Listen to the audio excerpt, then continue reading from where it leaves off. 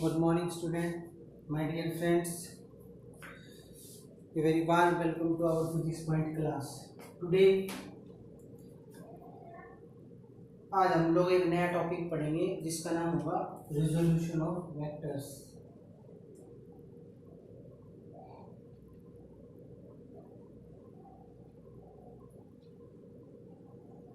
एक मिनट. हाँ, तो रिजोल्यूशन ऑफ वेक्टर मीन्स क्या होता है? देखिए, रिजोल्यूशन का मतलब होता है किसी एक वेक्टर के कंपोनेंट को ब्रेक कर देना. मीन्स वेक्टर को कंपोनेंट में ब्रेक करने की टेक्निक को हम लोग रिजोल्यूशन बोलते हैं. तो इसे लिखेंगे क्या? The process of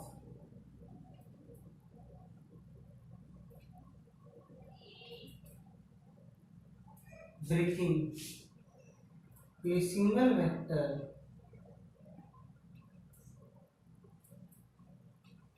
into its components. A process of breaking a single vector into its component if these components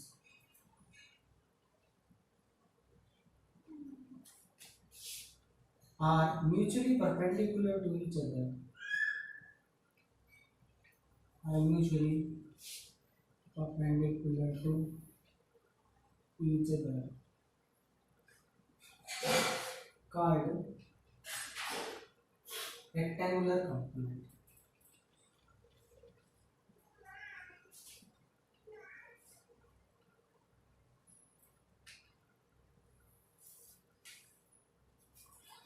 Here, these two components,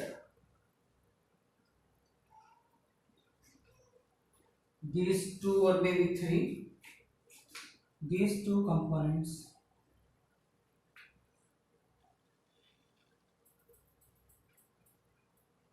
actually at that time we are taking two component in plane, but in case of three dimension it will be take three components. So we will write here three. If we want to combine, तो हम क्या कह सकते हैं? Here these two or more components,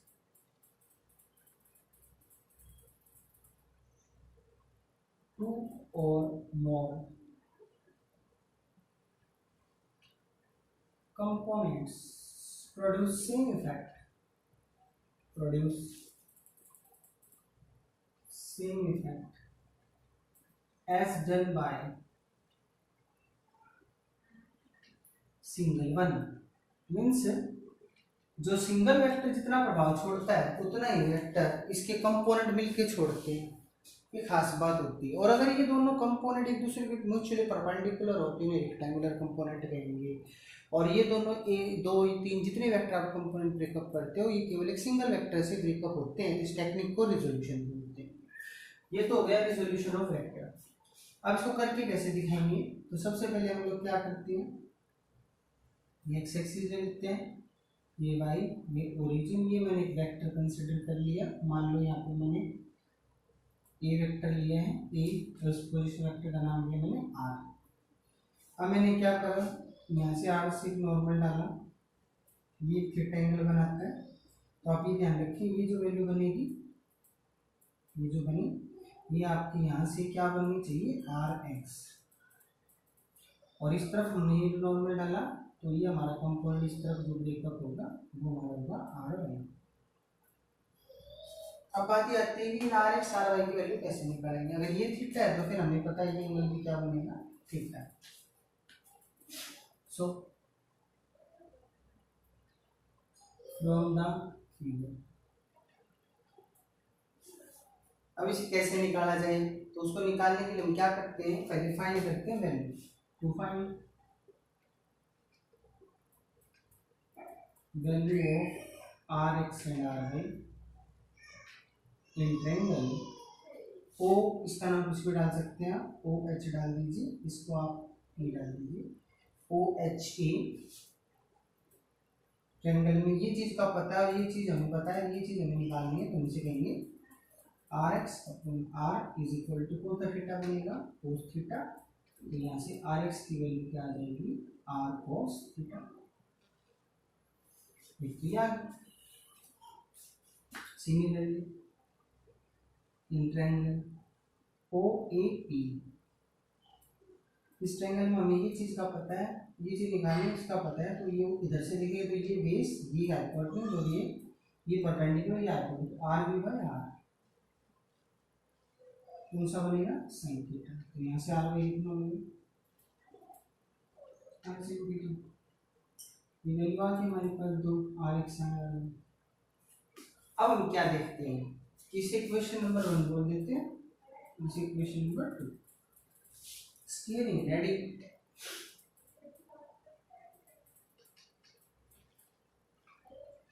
one into एक और दो को स्क्वायर करके ऐड करा तो कितना बना भी R X square R Y square, R square common आ जाएगा यहाँ से और ये बन जाएगा आपका कॉस स्क्वायर, क्योंकि आपने आर एक्स पहले को पहले लिया है तो cos square theta plus sine square theta, but ये वाली वैल्यू तो 1 होती है सबको पता है, तो यहाँ से आर स्क्वायर कितना हो गया आर एक्स आर वाई, दोनों के ऊपर स्क्वायर है, तो आर के मैग्नीट्यूड कितना आ गया आर एक्स स्क्वायर और आर वाई, ये तो मैग्नीट्यूड निकाल दिया आपने रिजल्टेंट वेक्टर का।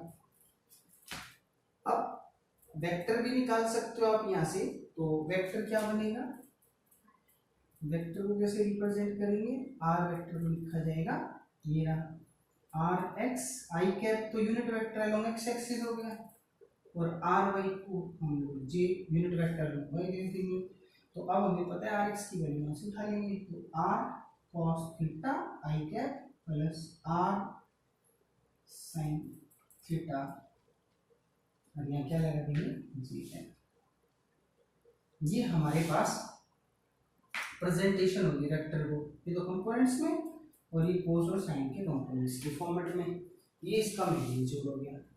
अब कोई पूछे व्हाट अबाउट डायरेक्शन, वेक्टर होगा तो डायरेक्शन तो निकालनी पड़ेगी, टू फाइंड डायरेक्शन, डायरेक्शन कैसे निकालेंगे टेंजेंट थीटा निकालेंगे, यहाँ से देखेंगे इस पे ये आर वाई, तो ये भी क्या बन जाएगा आपका आर वाई बन जाएगा, तो उस पिक्चर में टेंजेंट क्या होगा R Y upon R x, तो इन ट्रायंगल का नाम क्या रखेंगे ओ एच ए, तो यहाँ से कितना बना R Y upon R x, लेकिन आर वाई क्या चीज बताओ R Y upon R x, या अब आप इस ट्रायंगल में निकाले R Y upon R x, तो अगर आप यहाँ से सोल्व करते हैं इस टेंजेंट को, अगर देखिए आप टेंजेंट लेके करेंगे तो ये आ जाएगा इसका, और अगर आप ऐसे ना करना चाहें तो एक तरीका और है हमारे पास, एक तो ये तरीका हो गया कंपोनेंट निकालने का, एक और तरीका है हमारे पास क्या, इसको हम लोग डिवाइड कर देते हैं,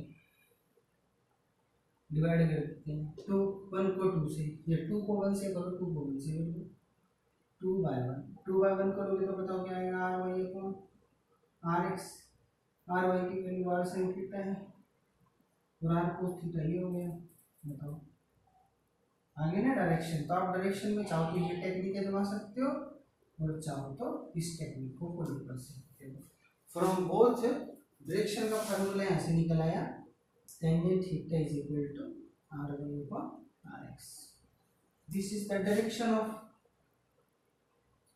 रिजल्टेंट वेक्टर, और ये क्या चाहिए ये मैग्नीट्यूड है इसका रिजल्टेंट वेक्टर का, रिजल्टेंट वेक्टर कौन सा है ये आर आपका मीन्स ये एक रिजल्टेंट वेक्टर है, मीन्स हमने पहले दो वेक्टर को जोड़ा एक आर वेक्टर बनाया है, उस वेक्टर के दोबारा कंपोनेंट वेरीफाई कर दिए, तो आप इसे चाहें तो रिजल्टेंट वेक्टर बोल सकते हो, बट ये एक्चुअली में रिजल्टेंट वेक्टर नहीं कहलाता, ये आपका सिंगल वेक्टर कहलाता है, तो इसलिए ध्यान रखें। अब इस बात पे ना जाए, ये एक नॉर्मली वेक्टर है, कोई भी वेक्टर हो सकता है जिसके दो कंपोनेंट ब्रेकअप करे गए हैं प्लेन के अंदर, तो एक वेक्टर को हम लोग मैग्नीट्यूड में ऐसे रिप्रेजेंट करेंगे और उसकी डायरेक्शन को ऐसे, लेकिन कब जब उसके कंपोनेंट्स का हमें पता हो, कंपोनेंट निकालने के टेक्निक्स ये रही, एक्स के अलोंग ये कंपोनेंट लिया जाता है उसका और वाई के अलोंग ये लेंगे, और ये दोनों कंपोनेंट किस वेक्टर के हैं आर वेक्टर के, इसी तरह से अगर यहाँ पे ए एक्स ए वाई होंगे तो यहाँ ए होगा, यहाँ पे आप पी एक्स पी वाई लेंगे तो ये पी होगा, that was about component of vector in plane. Now we will try component in 3 dimension. Okay.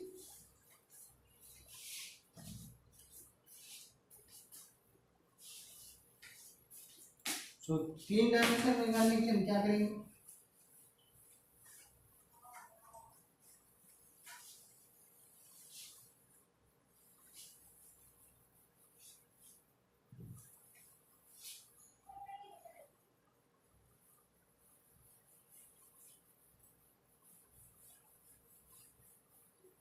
देखिए अगर आपको 3D में निकालना है तो आपको ऐसे लेना पड़ेगा। ध्यान से देखिएगा, ये आपने वाई एक्सिस ले लें, ये एक्स और ये जेड, ठीक है। तो आप यहाँ जेड एक्सिस लिखेंगे, यहाँ पे एक्स लिखेंगे और ये आपकी वाई एक्सिस होगी। अब आपको एक पैरेललोपैड बनाना पड़ेगा। उसके लिए हम क्या करते हैं, एक ये ले लेते हैं और एक ये ले लेते हैं और इस तरह से मिला।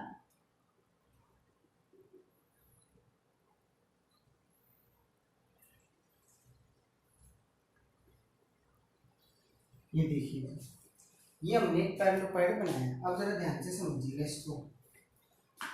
इस पैरेललोपैड का नाम है, ये ओ एक्सिस है जहाँ पे हम कोऑर्डिनेट एक्सिस करती है। तो मैंने यहाँ एक वेक्टर लिया, वो मेरा वेक्टर ये वाला है। ध्यान से देखिएगा, ये वेक्टर है मेरा। इस वेक्टर को मैंने यहाँ पे कुछ भी नाम दे सकता हूँ। मैं इसे कंपोनेंट से कट करना चाहता हूँ तो मान लो मैं इसको क्या नाम दे देता हूँ, मैं इसको ए वेक्टर का नाम दे देता हूँ। हम ए की बना के दिखा रहा हूँ, इसकी जगह 8 भी ले सकते हो आप। अब आपको जो कंपोनेंट देखिए कैसे निकलेंगे। सबसे पहले तो आपको एक वेक्टर यहाँ चाहिए, इसका नाम आप कुछ भी डाल सकते हैं जो आपका मन चाहे। तो हम एक काम करते हैं, मुझे नाम डाल देते हैं पहले, ए बी सी हो गए, ऊपर डाल देते हैं डी ई एफ और जी। अब देखिएगा जरा ध्यान से, इसका एक कंपोनेंट हो गया। तो इस पिक्चर में राइट एंगल ट्रायंगल बन गई। तो सबसे पहले हम मान लेते हैं कि लेट ओ बी, ये दो बी से जुड़ी हुई, इससे नहीं जुड़ी हुई है। तो O D is a vector, ये एक वेक्टर है। O D is a vector जिसका नाम है ए। क्लियर, क्या नाम है, ए। अब इस ट्रायंगल में इसके कंपोनेंट फाइंड आउट करना चाहते हैं। It's component along x, y and z axis will be given as। तो देखिए जी, इसके कंपोनेंट निकालने के लिए हम क्या करें, सबसे पहले हम ट्रायंगल लगाते हैं। ध्यान से देखिए हम ट्रायंगल क्यों लगाते हैं। तो हम पहले इस पर ट्रायंगल अप्लाई करके देखते हैं। तो इस पर ट्रायंगल अप्लाई करने के लिए हमें क्या करना होगा, बाय ट्रायंगल लॉ। अब आपको याद हो ट्रायंगल लॉ क्या कहता था, this plus this equal to this. तो अब मुझे बताओ, क्या आपको इस वेक्टर के बारे में वैल्यू पता है? नहीं पता, लेकिन ये वैल्यू एकदम इसके अपोजिट है। देख रहे हैं आप, ये वैल्यू इसके अपोजिट है। देख लीजिए आप, इधर की नहीं कह रहा मैं, ये इसके ठीक सामने वाली हो जाए। तो इसको मैं अगर ए वाई कह देता हूँ, ध्यान से देखिएगा, मैं इसको क्या कह रहा हूं, इस वाली एक्सिस को ए वाई, ये इसकी कौन सी है, ए एक्स, और ये वाली कौन सी है, ए जेड। अब ध्यान से देखते जाइएगा कैसे करेंगे इसको। तो ट्रायंगल लॉ के अनुसार ये वाली साइड दिस प्लस दिस के बराबर होगी। तो हम ये लिख देंगे ओ बी वेक्टर हमारा बराबर होगा ओ बी प्लस, और ये क्या है आपका बी बी। हम देखो बाय पैरेललोग्राम लॉ। और पैरेललोग्राम लॉ में आपने पढ़ा है, ये जो ओ बी है ये तो डायगोनल है। तो ओ बी वेक्टर जो है वो किसका सम होगा, इसका ओ सी एंड ओ ए का। तो आप यहाँ लिख देंगे ओ सी प्लस ओ ए। पता है ना क्यों होगा ये, पैरेललोग्राम क्या कहता है, डायगोनल वेक्टर होता है वो रिजल्टेंट होता है किसका, दो एडजेसेंट साइड्स का जिनका कॉमन पॉइंट डायगोनल से मैच खाता है। ये हमने पीछे पढ़ा हुआ है।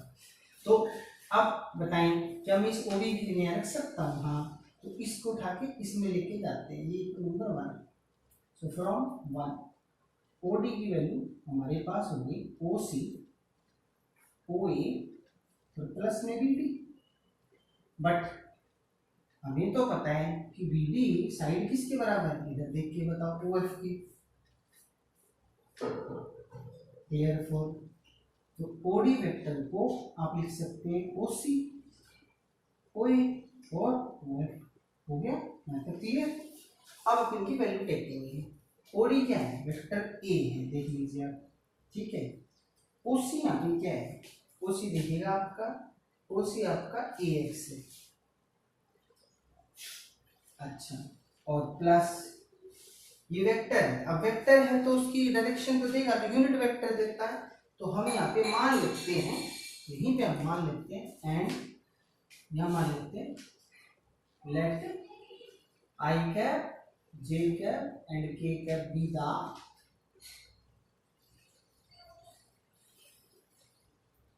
Unit vector represent direction of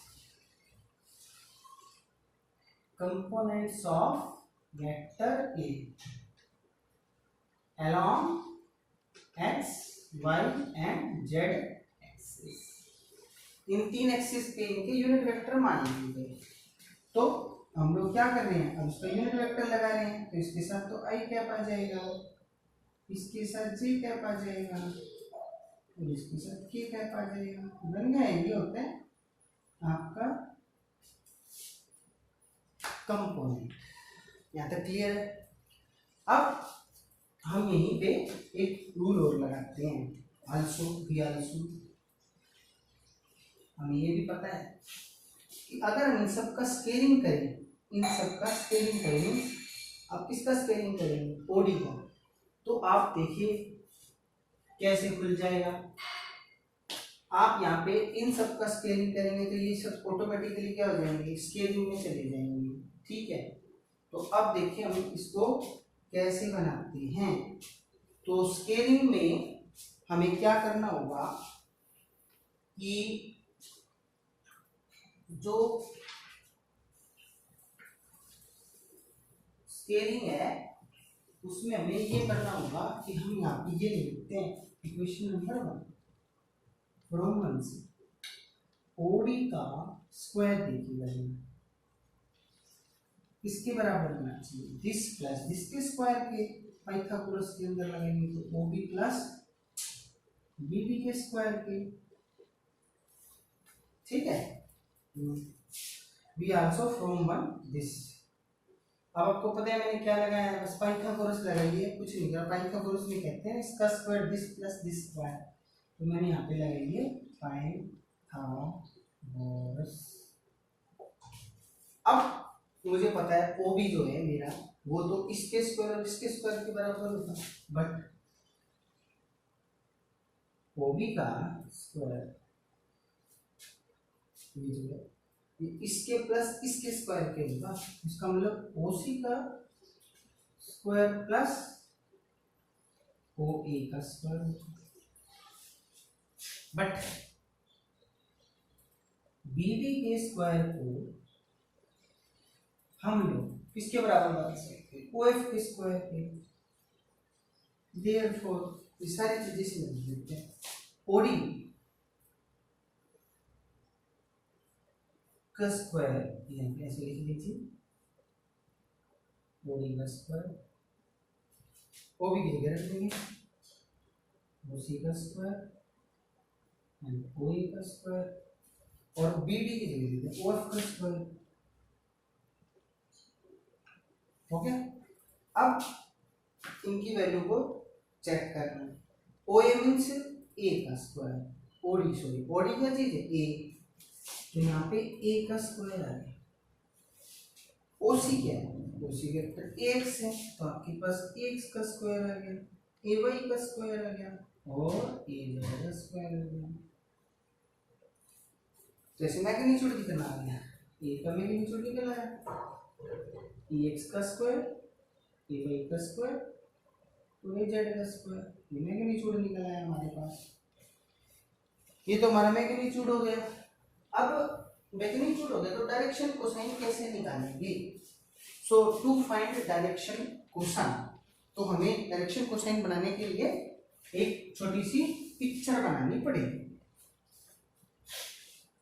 ये जिस तरह से मैंने ये करा बस इसमें स्क्वेयरिंग करा है ताकि मैग्नीट्यूड का पता लग सके। अब हम इसके डायरेक्शन कोसाइन फाइंड आउट करेंगे, उसके लिए पिक्चर बनानी पड़ेगी छोटी सी।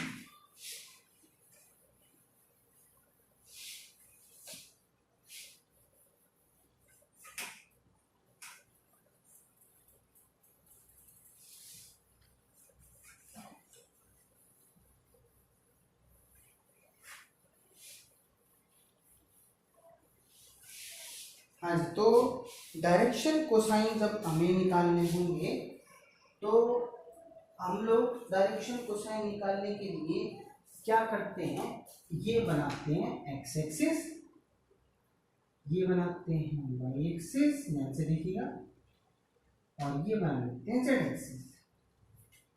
अब हमने एक एंगल ले लिया, ये हमारा वेक्टर था जो मैंने ए वेक्टर लिया था। सपोज करो ये इसके साथ अल्फा एंगल बनाता है, तो इसके साथ क्या बनाता है बीटा, और इसके साथ क्या बनाता है गामा। तो मैंने कहा let vector A makes angles alpha beta and gamma along the x-axis, y-axis and z-axis respectively।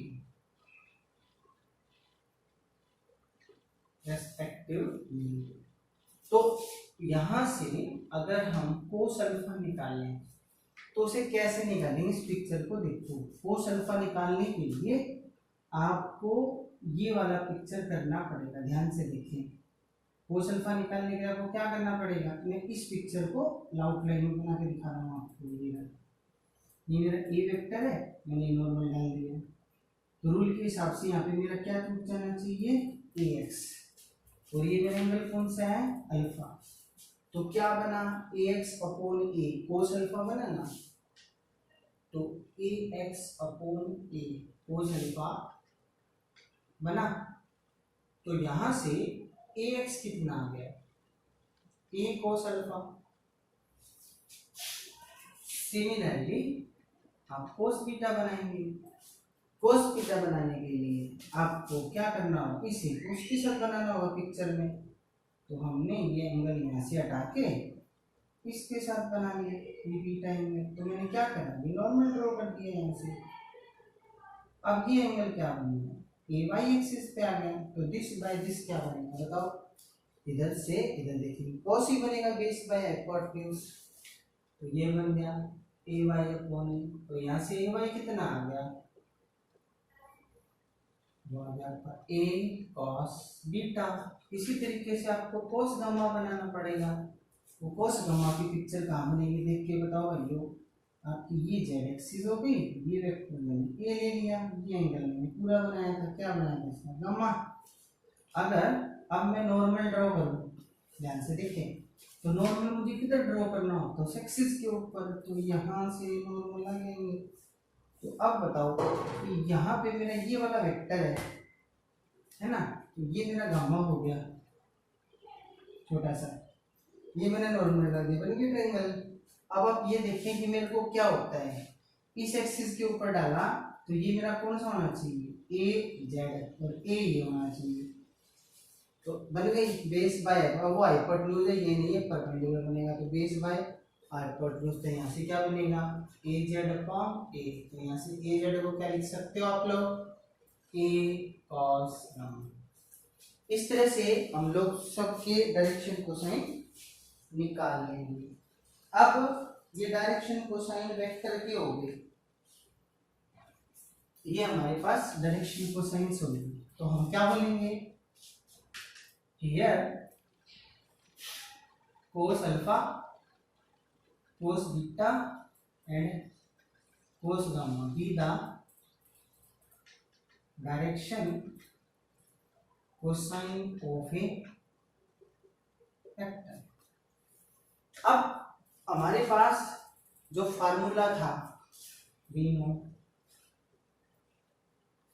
हमने एक फार्मूला निकाला था वेक्टर का, A X I cap A Y J cap और ए जेड ई कैप था ना।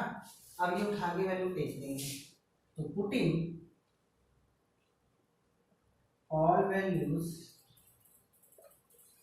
इसमें रख देंगे, इसमें इन स्टार वी हैव, ये तो एज इट इज छोड़ देंगे आप इस साइड से, इस एक्स की वैल्यू को रखते हैं। आप ध्यान रखें सब वेक्टर लग के ही आ रहे हैं, ठीक है। तो आप मैग्नीट्यूड की बात हो रही है इस टाइम, तो ये वेक्टर रिप्रेजेंट है, तो एक्स की वैल्यू को आप ये लिख सकते हैं। तो ए स्क्वायरिंग ना करें, अभी स्क्वायरिंग की जरूरत पड़ेगी, क्योंकि हमने एक फार्मूला ये भी निकाला था, आपको याद हो, a equal to A X square B square हो, तो हम वो वाला लगा लेते हैं, उससे ज़्यादा बेटर हो जाएगा। तो स्टार में हम ये ना करके इसमें स्क्वायरिंग वाला रूल लगा लेते हैं। तो स्क्वायरिंग वाला क्या था, ये था स्क्वायरिंग वाला, ये ठीक है, इसमें लगा दो, तो ए ये हो गया एक्स वाई और ये जेड। अब बोलो ए स्क्वायर की वैल्यू तो ए स्क्वायर ही देनी है, ए एक्स का स्क्वायर करोगे तो क्या आ जाएगा, यहाँ से ए स्क्वायर कॉमन, ए स्क्वायर इसमें से, ए स्क्वायर इसमें से कॉमन आ जाएगा। एक बार मैं इकट्ठा लिख देता हूँ, cos square alpha A square cos square beta और A square cos square Z axis को। अब बोलो ए स्क्वायर कॉमन कर ले, काट देंगे ना, कॉमन लेके, तो इधर से क्या बच जाएगा, cos square alpha cos square beta और cos square gamma is equal to क्या आ गया 1। एक बात तो ये याद रखो, ये फार्मूला होता है डायरेक्शन कोसाइन के स्क्वायर का, डायरेक्शन क्या होता है 1। अब इसको क्या लिख सकते हैं, देखिएगा जरा, इसको लिख सकते हैं 1 minus sine square alpha plus 1 minus sine square beta plus 1 minus sine square gamma is equal to 1। अगर इन साइन स्क्वायर्स को उधर लेके जाऊं तो ये बन जाएगा sine square alpha sine square beta और sine square gamma is equal to 1 2 3 के इस तरफ आएंगे तो क्या बनेगा 2। तो इसका मतलब क्या हुआ, sine square alpha sine square beta और sine square gamma is equal to. ये ध्यान रखें, साइन की फॉर्मेट में तो 2 के बराबर होता है इन सब के स्क्वायर का जेड सम, और कोसाइंस की फॉर्म में 1 के बराबर होता है। ये हमारे पास मैग्नीट्यूड और डायरेक्शन निकालने के, तो डायरेक्शन इनसे निकलती है, मैग्नीट्यूड का ये फार्मूला है आपके पास, और वहाँ हमारी डायरेक्शन टेंजेंट की फॉर्मेट में R Y upon R X से निकलती थी। अब हम कुछ सवाल करेंगे इसके ऊपर, ठीक है। तो आपको ये ध्यान रखना, direction cosine cos alpha cos beta और कोस गामा होते हैं, जिनके स्क्वायर का अलजेब्रिक सम हमेशा 1 होता है, but in terms of sine करें तो ये आंसर 2 देता है, और ये आपके डायरेक्शंस कोसाइन किसी भी पर्टिकुलर वेक्टर के कहलाते हैं 3D के अंदर। लीजिए अब करते हैं, अब कुछ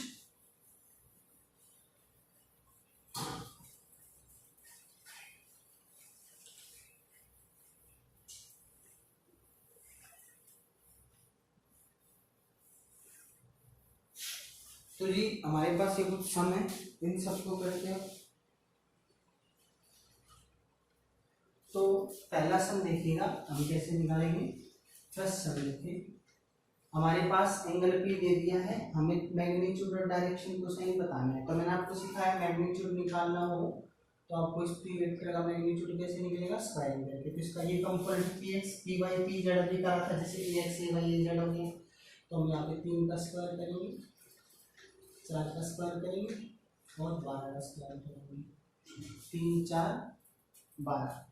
अब इनका स्क्वायर करके देखिएगा कितना आता है 9 16 और 144। अब बताएं 50 60 169 हो गया ना, तो 13 आ गया आंसर इसका। तो मैग्नीट्यूड तो 13 है। अब डायरेक्शन कोसाइन का फार्मूला भी मैंने सिखाया था, कोस अल्फा कोस बीटा और कोस गामा। क्या फार्मूला था देखिए बताओ, इसका था ax अपॉन ए, बट यहाँ तो px की फॉर्मेट में आएगा, px upon p py upon p और pz अपॉन p। तो आपको ये निकालना है, पी एक्स बता दो यहाँ पे कितना है, पहला वाला कंपोनेंट कितना है 3 है, और नेट पी कितना है 13 है, दूसरे का कंपोनेंट कितना है 4 है अपॉन 13 है, और तीसरे का कितना है 12 है अपॉन 13। ये डायरेक्शंस कोसाइन मान सकते, ठीक है। अब हम अगला सवाल करते हैं। तो ये तो हो गया हमारा पहला सम। अब हम दूसरा सम करेंगे, ध्यान से देखिएगा। एक फोर्स है जो कि 60 डिग्री का एंगल बनाता है फ्रॉम द हॉरिजॉन्टल। तो एक फोर्स ले लेते हैं, ये इसके साथ 60 डिग्री का एंगल बनाता है एक्स एक्सिस पे। अब ये क्या कहता है, the horizontal component of force is 40 Newton. अब आपको पता है इसका फॉर हॉरिजॉन्टल कंपोनेंट तो ये बनेगा, इसमें तो 40 न्यूटन अवेलेबल कर दिया इसमें। अब कैलकुलेट द वर्टिकल कंपोनेंट, ये निकालना है। तो कैसे निकालें, देखो सबसे पहली बात आपको एफ एक्स कंपोनेंट इसने बता दिया, हमें 40 न्यूटन का दिया हुआ है। हमें पता है कि नॉर्मली हम जो कंपोनेंट निकालते हैं आर एक्स, वो हमारे पास आर कोस थीटा होता है, याद है आप लोगों को। तो उस बार अगर यहाँ आर को एफ से रिप्लेस किया जाए तो ये बन गया F x, F cos theta, theta कितना सर अभी लगाएंगे कॉस 60 क्या जाएगा हेयर। अब बताओ यहाँ पे एफ एक्स कितना अवेलेबल है 40 है। अच्छा वेरी गुड। अब आपको एफ पता है, नहीं पता, एफ निकाल लेंगे। और थीटा कितने का है 60 डिग्री का, तो डालो जी, इससे लो जी स्टार से, from star 40 is equal to F की वैल्यू आप एक्स मान लो, और कोस 60। अब कोस 60 कितना होता है सभी को पता है, हाफ होता है। तो 40 अपॉन कोस 60 हाफ होता है, ठीक है। तो x अपॉन 2, तो यहाँ से x कितना आ गया, x आ गया 80, क्योंकि ये तो फोर्स पर न्यूटन होती है। तो आ गया 80। अब ये तो हमने f निकाल लिया, तो f हमारे पास आ गया 80। अब हमसे पूछा गया वर्टिकल कंपोनेंट को, तो f y को लिखते हैं f sin थीटा, याद है ना आप लोगों को। तो f की वैल्यू कितनी निकालनी थी मैंने 80, साइन कितना लेंगे 60 डिग्री, साइन 80 इंटू √3/2 हो जाता है ना साइन 60 का, 40√3 है आंसर। ये इसके वर्टिकल कंपोनेंट पूछा था। अब अगला क्वेश्चन करेंगे, ठीक है। मुझे थर्ड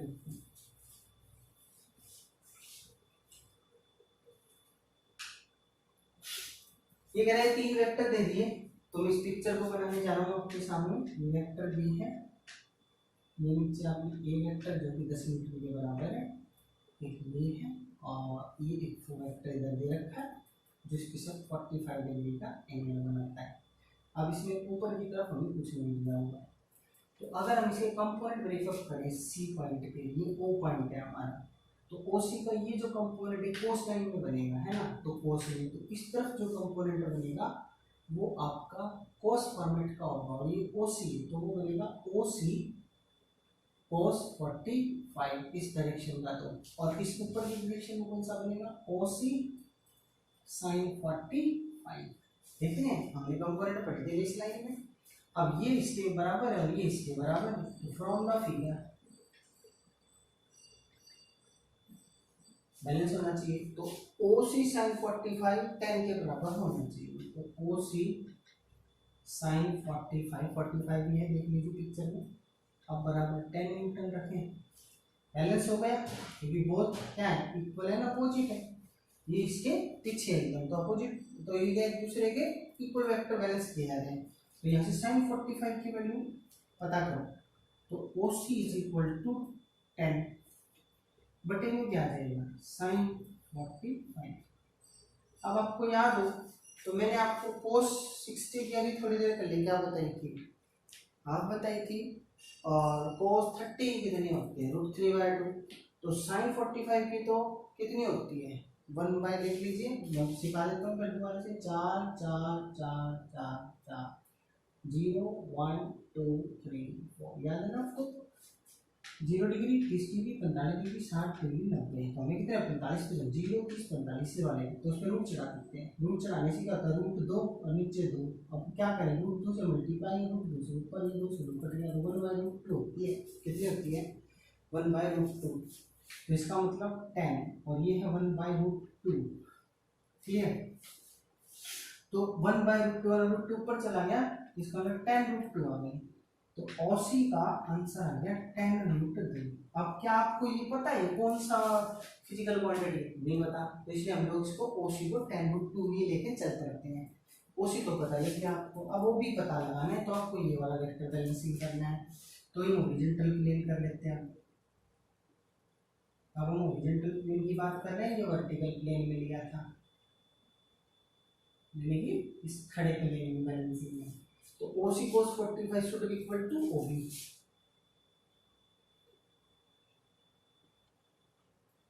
अब बताओ OC की वैल्यू तो हमने निकाल चुके, tan√2 होती है।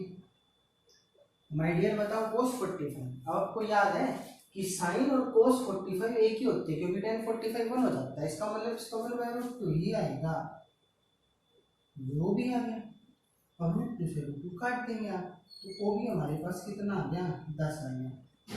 इसका मतलब ओ भी तो यहाँ पे 10 आंसर देगा और उसी tan√2 दे देगा। बस समझ में आ गई।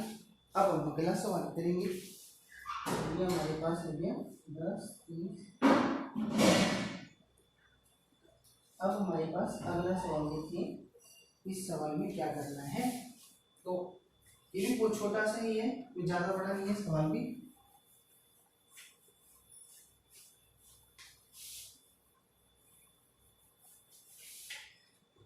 ये कह रहे हैं डिटरमाइन द वेक्टर, एक ऐसा वेक्टर बताओ which when added to the resultant. सबसे पहले P और Q का रिजल्टेंट निकाल लेते हैं। मैंने कहा लेट R बी द, क्या कहें रिजल्टेंट है, मैंने कहा R be the resultant of P and Q।